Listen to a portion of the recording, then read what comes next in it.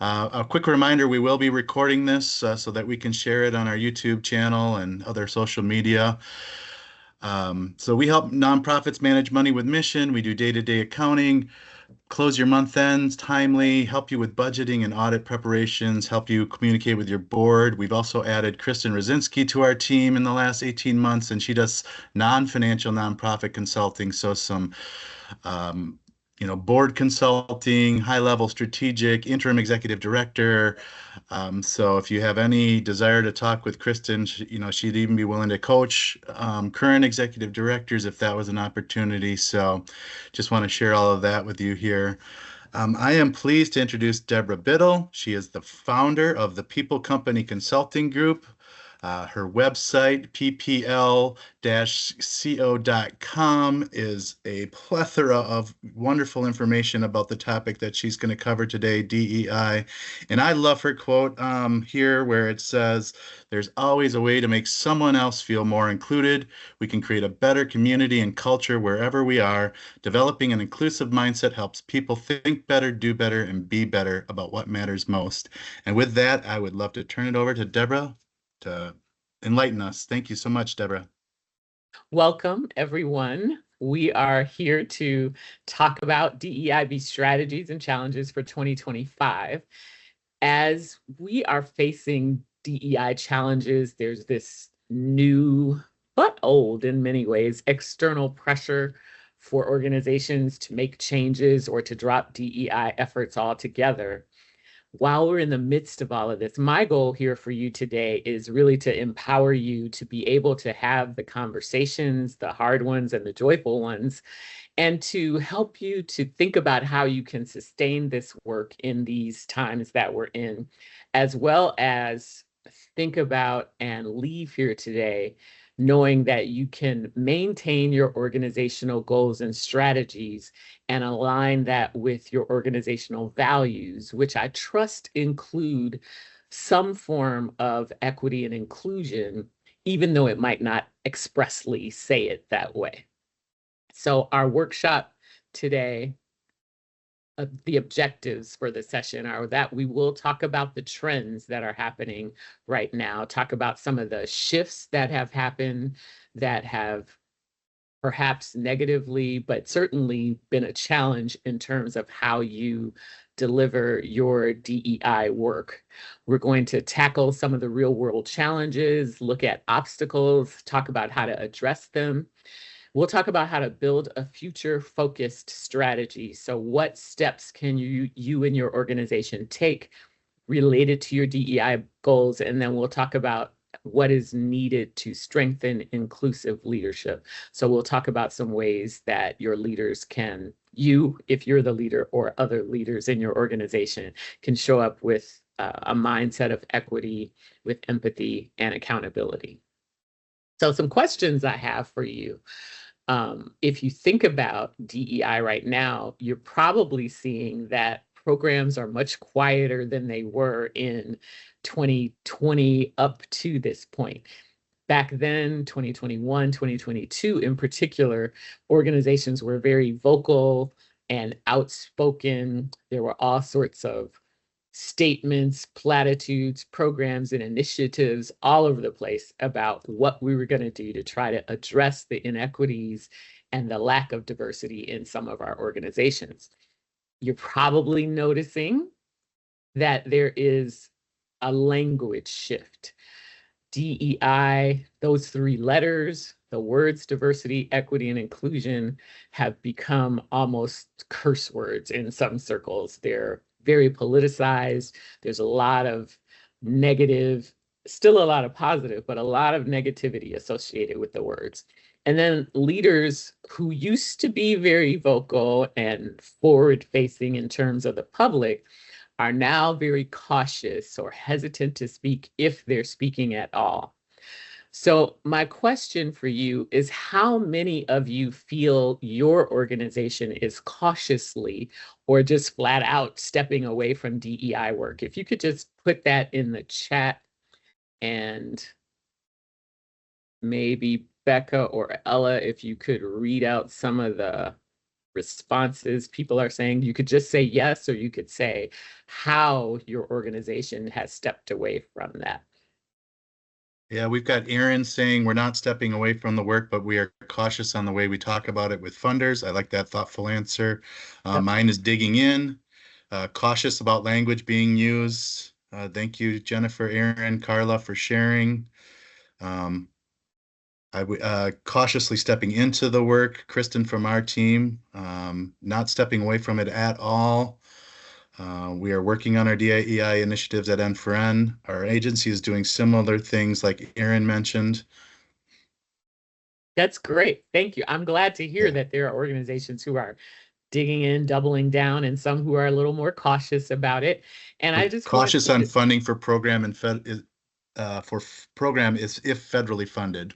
mm, and a Yep. lot of people are experiencing um, the reality that they have to reshape, redesign, or eliminate programming altogether, which is really hard for some organizations who are specifically serving certain communities because that's where the need is. Yeah. But I will tell you, you're not alone in this. If you are stepping away, you're not alone if you're cautiously thinking about how to do the work or even how not to do the work.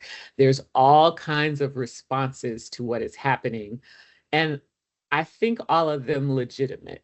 We have to adapt. And with DEI, I've been a consultant in this space for over 9 years now. And from the time I got in, it's always been morphing and evolving.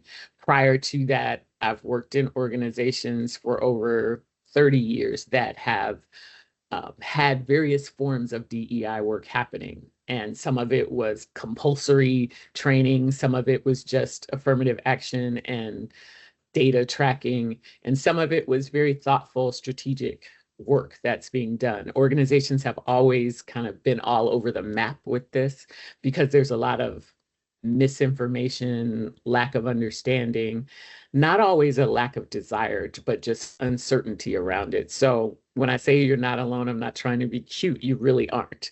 There's a lot of differences and ideas about how to do the work done, which has quite frankly been part of the problem. And we're just in another phase of trying to understand what we're doing and how to do it. I'm just going to throw up some of these headlines that have come forth just to give you a sense of what we've been experiencing. I feel like it's been DEI backlash and DEI whiplash with all of the changes, all of the criticism. It's been happening on a day-to-day basis, and it's been wearying for me. I don't even watch the news as much because the ways that DEI is being weaponizing is very sad to me and very hurtful. And so I think we're going to continue to see it, but we have to figure out what are, and most of you know, you're in nonprofits, you have a very core mission to what you're doing, and you're trying to serve people and serve the community in very specific ways. So it's important that we keep our true north, keep our eyes on the prize in terms of the work that we're trying to do, and do it in the best way possible, given the constraints that we're in. These headlines, these executive orders aren't, some of the executive orders are not law. That's one thing to remember. They are orders, but they are not law. So it doesn't mean you can't do and can't continue. You just have to constantly educate. So however you need to keep track of what's going on, I recommend that you do, whether that is a weekly huddle with your leadership team or your attorneys. Make sure that you are tracking what's going on. I keep a list of the executive orders that are related specifically to my work, but for you all, there are executive orders outside of specific DEI orders that are surely related to some of your work. So huddle up, keep track of them, stay ahead of the curve so that you can be preventative versus always behind and responding to something that happens on a day-to-day basis. So that's some of the ways that you can work around what's happening now. But one question, why is DEI shifting, or how is DEI shifting? The Areas where I'm seeing it, I think I'm going to give you about 10 of them, but one is the rise of hybrid and distributed work. We have, not just because of the government, but because of COVID, most of us moved for the first time into these hybrid and virtual work worlds where flexibility, collaboration, accessibility, visibility, all of this was critically important as we moved into these hybrid workforces. And it changed how we experience inclusion at work.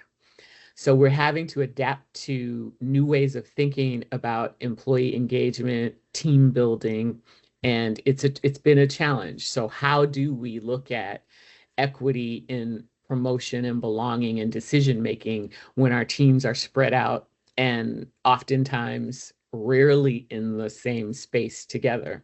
How do we build relationships? How do we really get a sense of whether a person is developing in terms of their vision and their strategic thinking and their ability to build teams and build unity across teams, build effectiveness within those teams? That's more of a challenge to do when we're in a virtual environment. Even though some people will say that for certain types of identities, whether it's people who have disabilities or people who are aging, people who had been marginally discriminated against, and marginal people from marginal identities who've been discriminated against previously, they feel safer and are actually having more success in the virtual environment. So how do we examine all of that to make sure that it's equitable? So that's one of the shifts. The growth of inclusive technology. So we all by now have heard about AI and the vast array of applications for it. But how are we making sure that we don't have bias in our hiring practices if we're using these AI tools, in our advancement and promotion practices? The good part about this is there are many accessibility features for people who are disabled, which is wonderful. But again, how are we making sure that we don't create a deeper divide when we use these platforms? And how do we make sure that everyone who needs access to it and needs to be trained and developed is actually having that happen? And that we don't too heavily rely on the technology and forget about the human-centered decisions that we need to make. AI shouldn't replace us. It should enhance what we're doing. Then we have multi-generational tensions and cultural expectations that can create some of the shift, and it is creating the shift. Gen Z now makes up a large portion of our workforce, and that generation is really demanding that organizations are equitable and inclusive. They look for it when they interview. They're looking at your websites and they're looking at the leadership teams to make sure that it's representative of what they expect to see. They're looking at the kinds of partnerships in the community that you make, who you make them with, whether an organization is socially responsible, environmentally responsible. And they're looking on sites like Glassdoor and talking to your current employees to find out if it's a psychologically safe environment. So they're really pushing the envelope on what inclusion should look like. And they also want to be in organizations where they can get the kind of leadership support in terms of mentoring and have opportunities for career advancement. So that's a big push. We also know that at the same time we have Gen Z in the workforce, we also have some Gen some baby boomers, and we have a few traditionalists who are still in the workforce. So in our current situation, we have 5, sometimes 6 generations in the workforce, and Gen Alpha is entering the workforce in their teen years right now. So it's a huge amount of people that we have to be able to relate to and manage. And then on top of that, we also have the most diverse workforce in terms of ethnicity and race and gender identity that we've ever had. By 2060, the US population will be majority minority. And right now, those who are under the age of 20, actually a little bit older than that, probably 22, because it happened in 2020, that those under 18 became the majority minority. So our young population that is entering the workforce is exceptionally diverse, which is great, but their expectations are different. How they communicate, how they make decisions, what their expectation is of leadership is very much different than it is currently. So our challenge is, how do we equip leaders to be culturally competent and inclusive so that they can manage all these nuances that they have in their workforce teams? And how do they create a thriving environment for those folks? And that's a big ask for leaders, because prior to the last 10 to 15 years, we hadn't been asking leaders to do that. And really, prior to the last 5, it wasn't an expectation. So that's a significant piece of our workforce shift. Legislative and policy shifts, I've talked about that already a bit. Where we've seen the biggest shift is in education, because of the overturn of Title Six, I think it's Title Six of the Civil Rights Act of 64. So now educational institutions are really changing their admissions policies, which has drastically shifted who is attending college and where they're attending, even in the last couple of years. We've got people who have lost government contracts. A lot of people in my field had their entire businesses relying on doing DEI work for the government, and now have no business at all because of shifts in policy. And then corporate accountability, there was an expectation. The public was holding corporations responsible for building equitable and inclusive policies, programs, and practices. And now, because of the policy shifts in the government is saying, you shouldn't be doing that. Thank goodness many for-profit and nonprofit companies, the majority of them, over 67%, say that they are still committed to this work. 81% of the population, just regular everyday people, still say that they support DEI. So there's a lot of support out there despite the challenges. So what businesses are trying to figure out is, how do we stay compliant in this environment while still maintaining our commitment to equity and belonging? The fatigue and the resistance and the DEI rebranding is also a shift. Many employers and leaders are frustrated, stressed out by all of the terminology changes. They perceive a lot of this work as being politically charged. They're frustrated by the back and forth of we're in, we're out in terms of doing this work. So it's a struggle. People from identities that are underrepresented historically are really suffering the battle fatigue of being in this work, being in the workplace, being excited about change, and then being basically pushed back and saying, nope, that's not going to happen. And you're not going to see the programs or the ERGs or all of the work that's been done in the last 5 years. It's not going to happen. Others are feeling like they've been inundated with DEI and they're just glad it's over. So we've got all of that in the workforce that we're trying to manage as well. And then the revising of the language. There are people who feel like organizations are selling out by changing their language and by revising their strategy around DEI. And others who feel like this is what we have to do in order to keep it alive. So how do we balance those feelings and those comments that are happening as well? A lack of leadership commitment is a shift. Some organizations feel there's a lot of tokenism going on because there was such a rapid increase in hiring chief diversity officers or executive directors for DEI and various other titles that have come up, without giving them the authority and the resources to lead DEI effectively.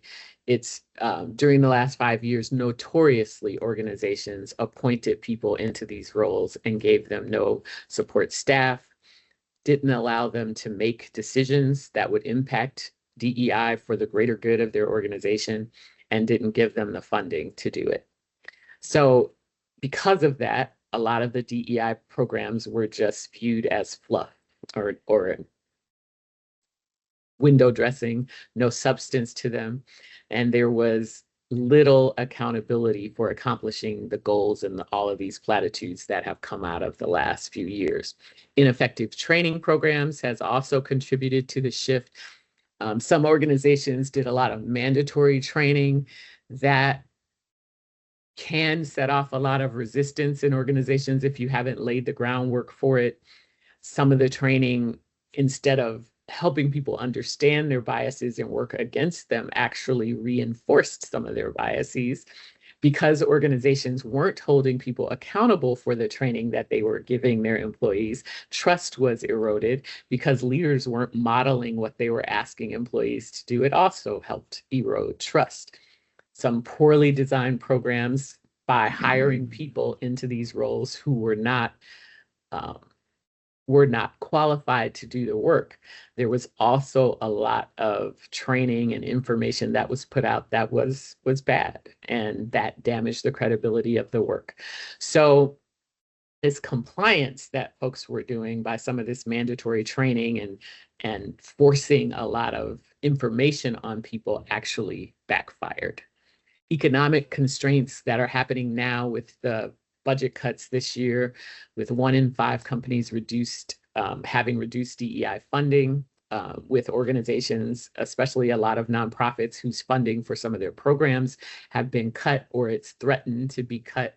A lot of this has weakened employee morale, and it's just the beginning of the trend to deprioritize, if not eliminate, the work altogether.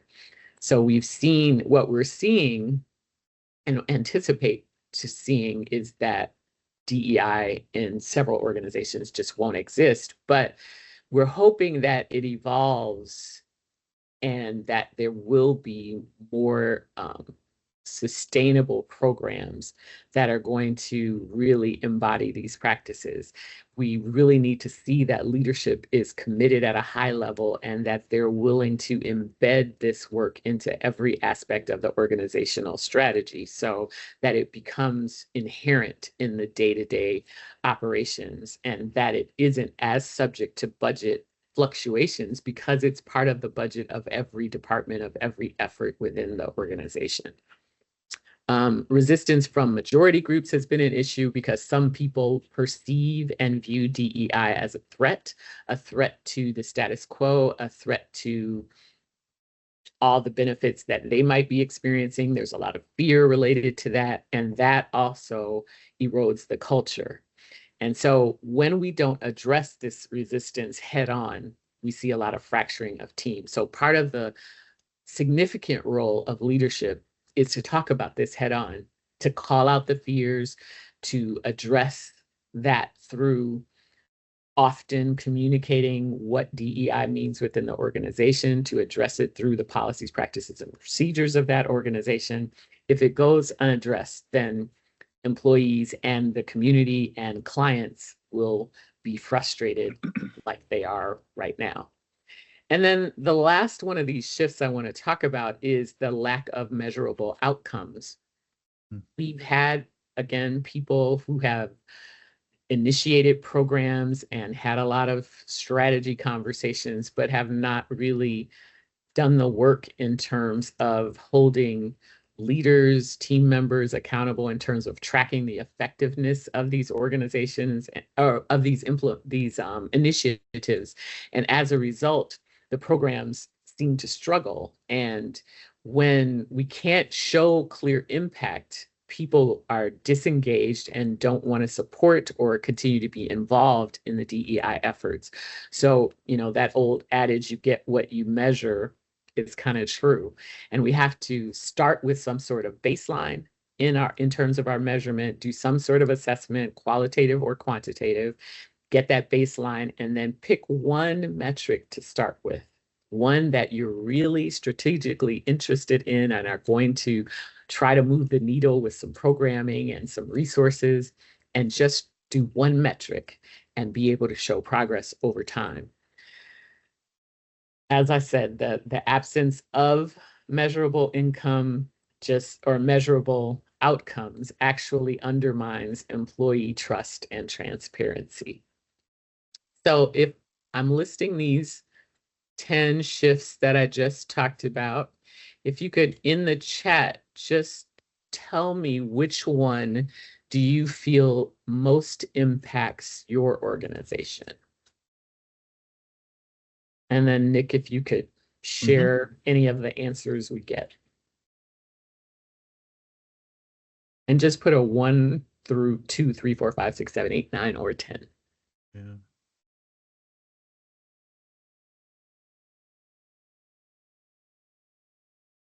Got 4, 4, 5, 4, 10, 8, 1. Ooh, it's flying in here. 5, 8, 3, 1, 5, 10, 5, 4, 1, 4. I'm hearing 4 a lot. 10, 1, 8, 4, 4. That's legislative and policy shifts.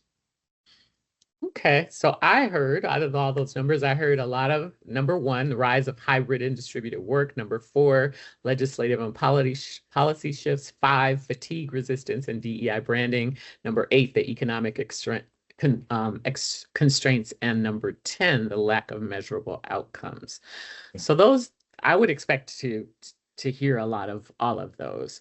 And if you're experiencing multiple in your organization, again, I would choose the one that is most impacting you right now and try to address that one first.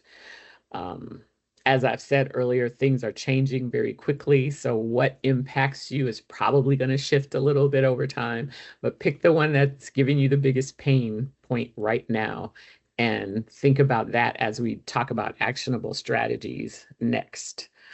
One I just want to name flat out is that we have to check our organizational fears. Um, the rollback of affirmative action, the executive orders, the legal uncertainty, all the headlines accusing organizations of reverse discrimination, that's creating a lot of anxiety and fear for people. And many companies aren't retreating, as many of you said today. And they aren't doing it because the ones who are isn't most of the time, as I've talked to leaders, it isn't because they don't care. They are afraid. They're afraid of the lawsuits because we have organizations out here who are targeting companies, breweries in Wisconsin, the Law Association in Wisconsin. They're targeting universities. They're targeting the big companies, and they have people giving to recently established nonprofits whose sole purpose is to target organizations. And so leaders are rightly afraid, and they're afraid of getting sued. They're afraid of being misrepresented. They're afraid of getting this work wrong, of not complying to something they need to comply with. But fear is not a strategy. And cautious, watered down DEI will not move the needle in this work. It will make our efforts invisible, and that's not what we need. Inclusion cannot thrive in an area where there is a lot of um, hesitation and anxiety and fear about how we move forward. This quote I love, it says, fear has 2 meanings: forget everything and run, or face everything and rise. The choice is yours. So as we think about all of the things that could cause us fear, whether it's fear of lawsuits or fear of saying the wrong thing, fear of becoming the next headline, fear isn't a strategy, it's a reaction. So we have to shift what we're doing from risk avoidance to being smart about how we design the work that we do, shifting from political hesitation to purpose-driven clarity. So taking the time to sit with your teams and your leaders to discuss and decide what it is that is most critical for us to do in this time to accomplish our diversity, equity, and inclusion goals. I have to shift from compliance check boxes to a culture that actually works, a lot of what we're talking about, we've been talking about in human resource and organizational development circles. We're really talking about having collaborative environments where we can work across differences to create thriving environments and thriving employees so that our organizations succeed and do the best work we can actually do. That's the same thing as saying, I want an inclusive culture where people feel like they belong so that we do our best work. So this isn't new stuff, but how we accomplish it to get to our goal is what matters. So strategy here means designing systems that are legally sound, that are human-centered, and that are performance-driven. And yes, DEI is embedded in that, and so are a lot of other things. It's not ideology, what we're talking about, it's leadership. So if you're serious about moving forward, the work isn't really about choosing the right words. It's about building better ways to do our work. So we have to stop shrinking. We have to stop being afraid, and we have to start shaping what our organizational cultures, what our organizational efforts are going to be, and move from a place of fear to a place of strategy. So one strategy is to embed inclusion into your existing workflows. So integrate inclusion in the work you're already doing. Apply your DEIB lens to what's already happening and align it with your organizational mission so that you avoid some burnout. Part of what I saw go wrong, and I'm going to be transparent because I was part of this work along with my colleagues, and some of what I saw organizations do, not with my guidance, but I saw people try to pile on all this work and ask employees to do more, ask managers to do all these different initiatives, and still do everything else they were trying to do. And what we really needed to do was take a step back and see, where are we already doing some of this work, and how can we deepen it more without creating so much extra that people are frustrated and burned out. When we're embedding DEI into our core goals, we're looking at how do we align that with the performance, retention, innovation, and customer experience. So it's not a standalone initiative, but it is a leadership imperative. So it's what we're expecting leaders to do. Organizations who do DEI well are those that have, from a strategic level, at the highest levels of the organization, looked at it and said, we want to have this embedded in performance management.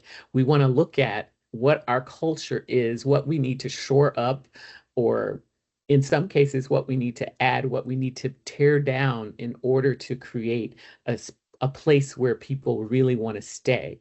Some of the work that we didn't necessarily focus on as well is what systems, what practices, what programs do we need to completely eliminate because they aren't serving our goals of equity and inclusion.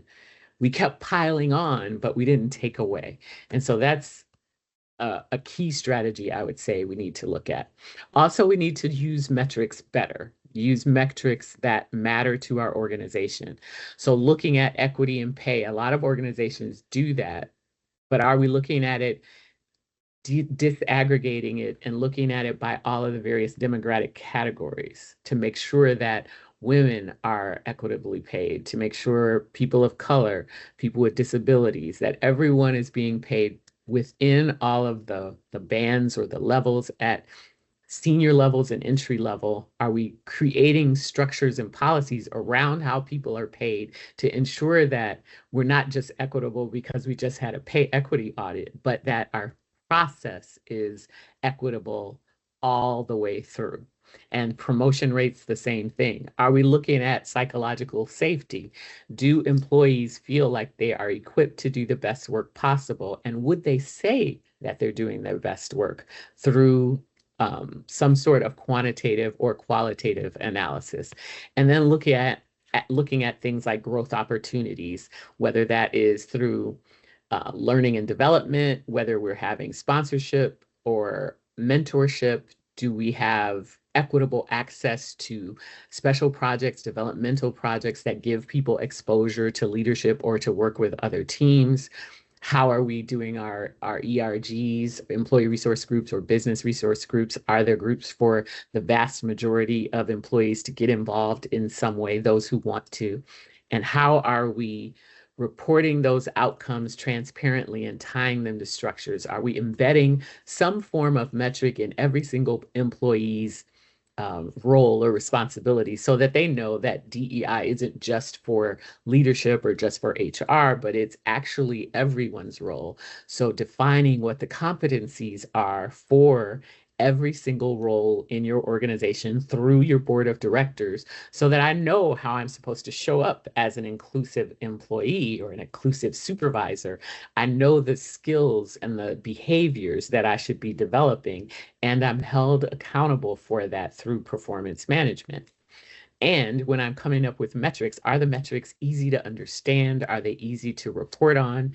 And can we do that in a way that is clear to everyone, whether we're making progress or not? And also report on these metrics internally and externally as they relate to the community.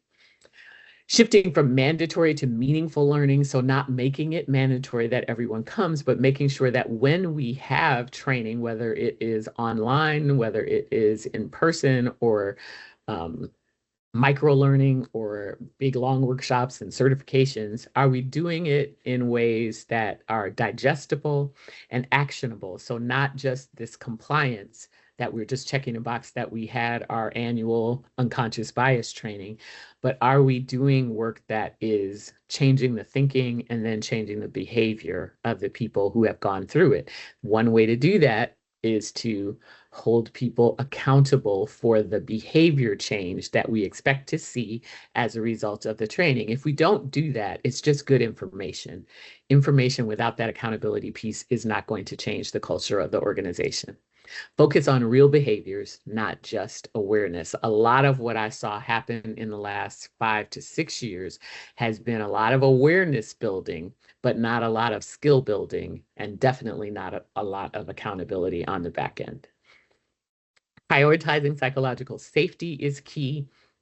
Safety for those who are marginalized, historically marginalized, and underrepresented is crucial. We do a lot of training and expect everyone to attend, not realizing that it may be putting a heavier weight on some identities within the workforce. And then making sure that the culture is safe, that the way that people speak, the way that people treat each other in terms of their behaviors, whether it's the way we look at each other or the body language, the policies that we have, the expectations we have around how people engage, making sure that it's safe, that we listen to people when they're giving us feedback, that we've created a space where people can give feedback because they trust that it's an environment that will not harm them and that there won't be retaliation or rejection because they've shared feedback. We're creating organizations where people feel safe to fail is also part of that psychological safety, and making sure that leaders lead in a way that isn't threatening. So all of that's important, and that leaders will model vulnerability and inclusive decision making. So one of the ways to do that is to share the struggles that you have as a leader and how you're working on it. And then with decision making, invite other people who have different perspectives and experiences than you into the decision making process. It doesn't mean that they will make the decision, but they can voice their experience and add to the conversation and be part of those processes. Sometimes the best solutions come from having multiple people at the table. In fact, the research says that diverse and inclusive teams actually make better decisions 87% of the time. So why wouldn't we try to have a team that is made up of people with different roles and different experiences? And then design for a hybrid workplace. We talked a lot about that, but audit in your workplace culture, who's heard, who's visible, whose decision valued more, whose input is valued more. So take stock of what's happening how your employees are treated who show up to the workplace, the physical workplace every day, versus the experience of those who work hybrid or the experience of those who are completely virtual. So make sure that you are taking stock of that and that you're creating points of connection, whether that is virtual coffee dates, virtual lunches, whether you're requiring people to come to the office all at one time, whether everyone has to be virtual some of the time. Figure out the rhythm that works for you, but make sure that you're treating people in an equitable way and that you're designing meetings, that you're designing feedback opportunities in a way that everyone, regardless of how or where they work, are able to participate, and that there isn't a bias towards people who work in person, that they don't get the better opportunities, that they aren't being developed more or coached more just because they happen to physically be in a space. Normalize identity conversations. So make sure you're just creating safe places where people can explore identity across all the various spectrums or personal diversity characteristics and not be judged or be ashamed because of it. Sometimes in order for us to move the needle on having inclusion and increasing people's understanding, we have to talk about those hard questions. We have to talk about racism and anti-racism. We have to talk about LGBTQ and people and some of the experiences that they're having in the workplace and in society. We have to talk about disability, neurodiversity. We have to talk about ageism. We have to talk about these things in a safe way where people can ask questions and people can give grace if something doesn't come out the right way, be patient. And then if you're in that space and you're trying to learn and grow, you have a responsibility once you have learned and heard to do better, to be careful about your conversation, to not tell those jokes, to use the right pronouns, to remember people's names, even if it's hard or different for you to pronounce, to treat people with the same dignity and respect that you want to be treated with. Equip mid-level managers. Oftentimes what I hear from leaders, managers, anyone who supervises anyone is that they want to do this work, but they're one, crunch for time, and two, they don't know what to say and they don't know what to do.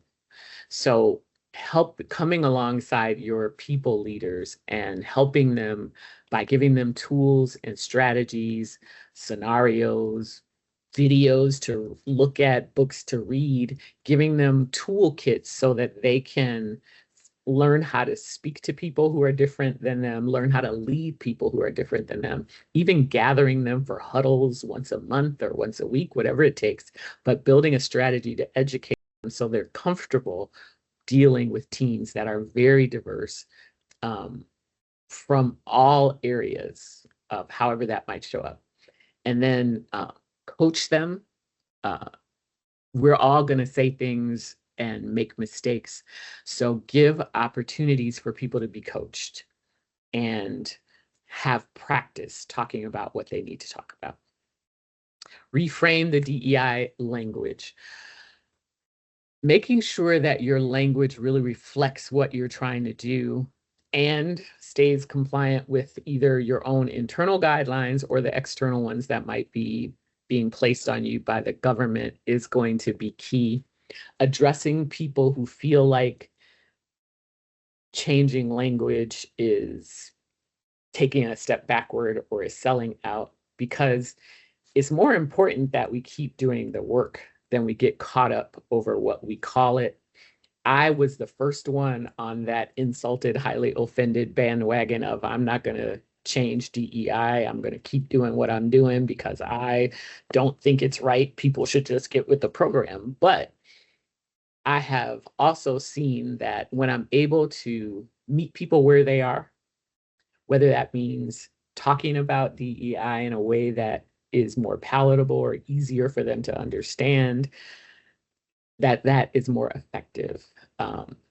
Dale Carnegie says he has a book called How to Win Friends and Influence People. And he talks about the ways that we are to engage one another, that we need to use people's name because it's the sweetest thing they'll ever hear, that we need to look people in the eye, we need to engage them and try to come to a person in a way that they're best able to learn and to grow. And if I were on the other end of this, I would want people to talk about this work in a way that I could learn and grow and understand, and a way that we could discourse and change ideas. And we have to be willing to build trust among people so that we can then start to explain why these words are not political and why these are the right words, if they are the right words, to talk about the work in your particular context. So again, I would say meet people where they are, try to walk in their shoes, try to explain. And these conversations a lot of times have to happen one-on-one, but give people engage in the discourse, the civil discourse, whether it's in a one-on-one setting or in a larger group. Give people the guardrails by which you're going to have the conversation, talk about the respect, the mutual respect that needs to happen, and build the trust, and then have the conversations and decide on the language that works in your context. Because know too this, that a year from now, it's going to change again. So there's no need to get married to the language, be married to the work and to the outcomes that you want to see.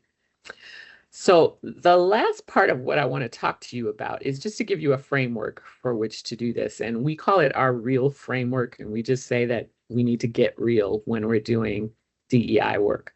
And our framework, the foundation of it is that we really want to achieve a equitable and inclusive environment. We want to empower every single person in the organization to own this work and to feel like they can speak up, they can make decisions and be effective. And then we want to support people in the work, whether it's internal work or external with our partners in the community or our clients or customers or people that we serve. So the first piece of this framework for us is R, meaning it's rooted in results, where we are defining and tracking clear metrics and having a performance alignment for the outcomes that we want to see. Then we empower through clarity and support, meaning that we're, again, equipping people to participate, to speak up, and to lead. So we're creating the kind of a safe environment, the psychologically safe, where people can speak up, participate, and lead. And then we're advancing through contribution so that everyone has access to be developed and has opportunity to contribute, to lead, to succeed in the organization. And lastly, we are wanting people to lead at every level. So we're modeling inclusion from the top down. So we shouldn't see employees being asked to do something that leaders are not, but we're actually having leaders who understand what inclusion is, lead inclusively, and encourage others to lead and to be inclusive where they are. We know that from lots of research that when we have leaders who lead inclusively, that the performance of this diverse team actually is higher for a longer period of time than leaders who are exclusive or who don't really understand how to manage the diversity on their team. So it's important from a productivity perspective, from an innovation perspective, as well as from a financial perspective, that we have inclusive leaders. So know that when we're talking about this framework, when we're talking about inclusion, it's not about a checklist. It's about culture transformation. So our model is designed so that we're integrating DEI in every aspect of our leadership, our decision, and growth. And when we're looking at the results, we want to make the culture work measurable. Part of the complaint around DEI work is other than headcount. It's hard to track progress. So again, we want to decide what our main initiative is, and then move away from this vagueness that sometimes surrounds DEI and also invites the criticism that we are experiencing now, to clear goals that either align directly with retention, with how we innovate and how we perform, whether that is a financial performance metric, whether it is the people that we serve, the community that we reach, and how we reach them. And then just know if it doesn't move the business or the organization forward, then it won't move people. And I mean, it won't move people psychologically, emotionally, it won't move them in terms of productivity either. So, with empowerment, we're wanting people, not just our HR departments, but everyone in the culture to have what they need, whether it's skills, tools, or resources, or permission, or another staff person. We need to have the resources we need to be able to lead and to do this culture work. So ownership of the work beats awareness, where every employee plays a role. So part of doing that is building competencies. We just believe that if people understand how they contribute to this work, every person, whether they are white or some other race or ethnicity, whether they are a baby boomer or a Gen Alpha, whether they are disabled or not, veteran or not, female or not, LGBTQ or not, whatever your identity characteristic might be, socially, economically disadvantaged, whatever it is, that you understand how you can impact the culture of your organization and impact the outcomes of your work because it's been defined and you know the behaviors that you need to exhibit in order to have success. Then we look at the focus on systems, not on catchy slogans or catchy statements, that we're creating pathways that are equitable and clear for every single person so that we're not just getting into the tracking demographics and getting representation, but we're actually seeing some transformation in the organization. So we're actually baking these values and principles and the desired outcomes into the strategies and policies and programs and procedures that we have. With leadership, we're holding leadership accountable for the culture as much as we hold them accountable for profit and productivity, because we believe that culture, a healthy culture, can significantly impact the outcomes, whether it's including profit and accountability and profitability. So we want to model the behaviors that reinforce trust, courage, and clarity. And we just believe that if leaders aren't doing it, that it's not real.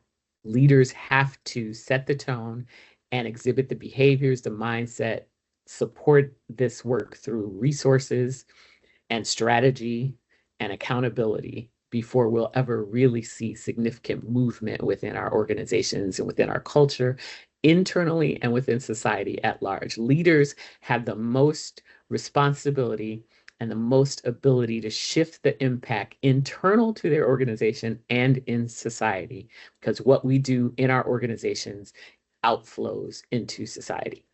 So what we're looking for really is that we have some goals, that we take these actions that I've talked about, and that we have that accountability.